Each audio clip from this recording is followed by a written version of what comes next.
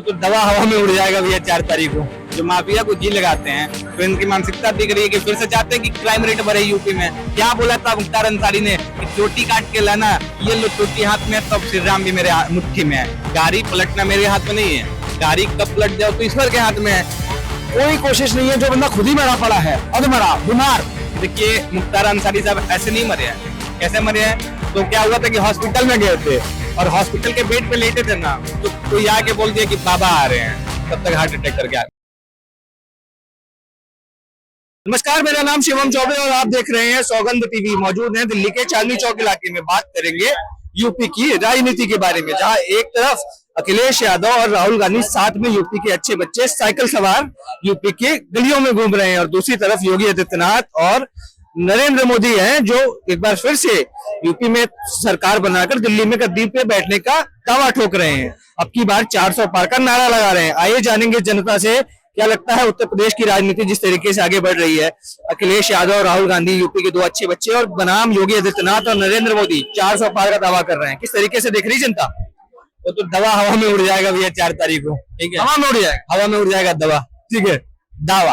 दवा की तो बात ही नहीं करेंगे कि दवा की जरूरत तो अभी अखिलेश यादव को है और राहुल गांधी को है। मैंने अभी भैया फिलहाल में चीज सुना है कि ये लोग माफिया को भी जी लगाते हैं। ठीक है, जो माफिया को जी लगाते हैं तो इनकी मानसिकता दिख रही है कि फिर से चाहते हैं कि क्राइम रेट बढ़े यूपी में। तो क्राइम रेट यूपी में बढ़ेगा तो जनता सुरक्षित नहीं रहेगी, तो जनता सुरक्षित नहीं रहेगी तो जनता इनको वोट क्यों देगी? ठीक है, और देखिए योगी राज में योगी जी बुलडोजर पे पहले से ही सवार हैं। क्या बोलते हैं कि भैया घर से निकलेंगे, रास्ता में क्रिमिनल दिखे, माफिया दिखे, जो भी दिखे सबको निपटाते हुए एकदम जाना है, साफ सफाई करते हुए जाना है। ठीक है, तो मैं तो यही बोलूंगा कि वहाँ की जो सीटें हैं वहाँ पे 2/3 बीजेपी जीतेगी, एकदम कंफर्म है। माफिया के आगे जी की बात कर रहे हैं, किसकी बात कर रहे हैं, किसको अच्छा देना जा रहे हैं? सर मुख्तार अंसारी कोई राष्ट्रवादी नेता तो नहीं थे, माफिया ही तो थे। पर कहा जा रहा है उसके या तो उनके परिवार की तरफ से भी आरोप है, और कहीं ना कहीं विपक्षी जो असदुद्दीन ओवैसी भी उस दिन मिलने गए थे मुख्तार अंसारी के घर पे, आरोप लगा रहे हैं कि स्लो पॉइजन देके मारा गया मुख्तार को जेल में। सर जब कृष्णनंदन राय की हत्या हुई, उनकी चोटी काटी गई, 400 राउंड 500 राउंड वहां पे गोलियां चली थी, है कम से कम 90-100 गोलियां शायद उनके बॉडी से निकले थे। उस समय कहाँ पे थे ओवैसी साहब? मैं पूछना चाहता हूँ उस समय कहाँ थे अखिलेश जी? उस समय कहाँ थे पप्पू यादव जो बोल रहे हैं कि भाई स्लो पॉइजन दिया गया है? भैया उस समय बोलना चाहिए था। क्या बोला था मुख्तार अंसारी ने कि चोटी काट के लाना, और उसके बाद से क्या बोला था कि ये लो चोटी हाथ में, तब श्री राम भी मेरे मुट्ठी में है। भैया ऐसा बोला था ना उन्होंने, तो उस समय कहाँ थे? मैं पूछना चाहता हूँ। ओवैसी जी जो दुहाई दे रहे हैं कि जहर दे के मारा गया है, जहर दे के मारा गया है, मैं पूछना चाहता हूँ ओवैसी जी से कृष्णनंदन राय के बारे में उस समय क्यों उन्होंने कुछ कमेंट नहीं करा था? उस समय थे ना राजनीति में, ऐसा नहीं था कि नहीं थे, क्यों नहीं बोला था उस समय? वो एक क्या बोलते हैं बीएचपी का कार्यकर्ता था, उसको मारा गया बेरहमी से, उस समय कहाँ थे? कई ऐसे हत्याएं हुए, उस समय कहाँ थे ओवैसी साहब? उस समय कहाँ थे अखिलेश यादव? मैं पूछना चाहता हूँ। और ये कहा जाता है कि योगी राज में जो माफिया है या गुंडे हैं कथित तौर पर, उनको ना सिर्फ कानूनी सजा देनी हो बल्कि योगी जी तो डायरेक्ट एक्शन पे आ जाते हैं। कोई देखिए एक मिनट सर, मैं कहना चाहता हूँ, देखिए आपको लगता है कि कानूनी प्रक्रिया नहीं हो रही है, आप एक बात बताओ, अब आप कोई मतलब अपराधी हो, आपको ले जाया जा रहा है जेल। ठीक है, अब रास्ते में क्या करोगे? पुलिस वाले का बंदूक छीनने के चक्कर में लग जाओगे, छीन के शूट करने के चक्कर में लग जाओगे, तो भैया तो इधर से भी तो रिएक्शन दिया जाएगा ना। और योगी जी कहते हैं बार बार कि देखिए गाड़ी पलटना मेरे हाथ में नहीं है, गाड़ी कब पलट जाओ तो ईश्वर के हाथ में है। तो बस वही बात है, ईश्वर के हाथ में है, मरना जीना तो ईश्वर के हाथ में है। क्या लगता है यूपी की सड़कें इतनी खराब है क्या, गाड़ियां बड़ी जल्दी जल्दी पलट जाती है वहां पर? नहीं, यूपी की सड़कें खराब नहीं है, जब चलते चलते टायर भी पंचर हो जाता है। अच्छा जी, टायर भी पंचर हो सकता है कभी। आप रोड को गड़गी ने बहुत बढ़िया बना दी है। आप आगे की स्क्रिप्ट बता रहे टायर पंचर हो गई। हाँ, वहाँ के माफिया लोग खराब है ना, इसलिए हो जाता है। अच्छा, ये मुख्तार अंसारी की बात कर रहे थे। मुख्तार अंसारी भी जब पंजाब की जेल में बंद थे तो वो कह रहे थे मैं यूपी जाऊंगा पर पैदल जाऊंगा, गाड़ी में नहीं जाऊंगा। क्या डर बना दिया योगी जी ने? ऐसा हो सकता है उनको गाड़ी से भी डर हो। अभी तो वो कह रहे थे जहर दिया है, ये आरोप भी लगा रहे थे मुख्तार अंसारी, मुझे मारने की कोशिश की जा रही है। कोई कोशिश नहीं है, जो बंदा खुद ही मरा पड़ा है, अधमरा बीमार, कोई क्यों मारेगा? कोई क्यों मारेगा? अच्छा सर, मेरे एक पत्रकार मित्र है, उन्होंने एक बात करी थी, बड़ी साफ बात करी थी कि देखिए मुख्तार अंसारी साहब ऐसे नहीं मरे हैं। कैसे मरे हैं? तो क्या हुआ था कि हॉस्पिटल में गए थे और हॉस्पिटल के बेड पे लेटे थे ना, तो कोई आके बोल दिया कि बाबा आ रहे हैं, तब तक हार्ट अटैक करके आ। मेरे एक पत्रकार मित्र ने ऐसा बोला। अरे बाबा का डर से मर गए। बाबा के डर से हार्ट अटैक कर गया। मैं क्या बताऊँ इस पे। शोले पिक्चर आई थी ना, जब बच्चा रोता है। कांग्रेस की एक मजबूरी भी देखने को मिल रही है कि कहीं ना कहीं जो यूपी कांग्रेस के अध्यक्ष हैं अजय राय जी, उनके भाई को कहा जाता है कि मुख्तार अंसारी मरवा दिया था अवधेश राय जी को, और वो तो आज खुश हैं कि उनके परिवार को न्याय मिला, और कांग्रेस कहीं ना कहीं शोक मना रही है कि गलत हुआ। किस तरीके से देखने विडंबना को कांग्रेस अपने नेताओं की सगी नहीं हो पा रही है? अपने नेताओं की सही नहीं हो पा रही, और जो इनका विरोधी था केजरीवाल, मैं तो दिल्ली पे आ गया।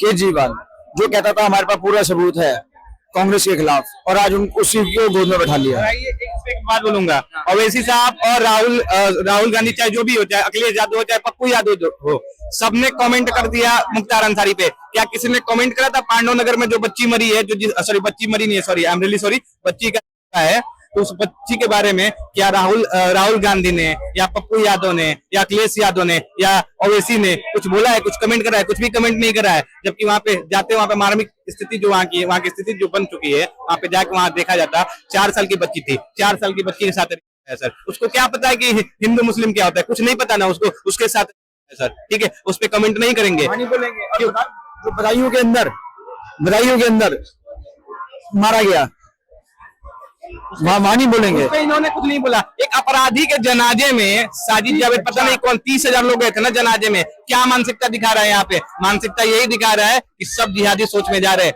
सबका जिहादी सोच है। ठीक है, इस सोच को रोकने का काम कौन करेगा अगर जिहादी सोच है तो? बिल्कुल। मोदी अभी योगी राज यूपी में है ना, यूपी में योगी राज, क्राइम रेट देख लो कितना डाउन हो गया है। वैसे ही जिस दिन पूरे भारत में भगवा कर आ जाएगा, यानी इट मींस बीजेपी का राज आएगा, तो देखना क्राइम रेट भी दब जाएगा, और ये जो ये सोच है ना, ये सोच भी परिवर्तन। बता रहे चाय वाले के बाद गाय वाला जब आएगा तो पूरा खत्म हो जाएगा। अरे गाय वाला जिस दिन आ गया ना, ये भारत पूर्ण रूप से रामराज बन जाएगा जिस दिन गाय वाला आ गया। क्या लग रहा है 400 पार दवा हो रहा है?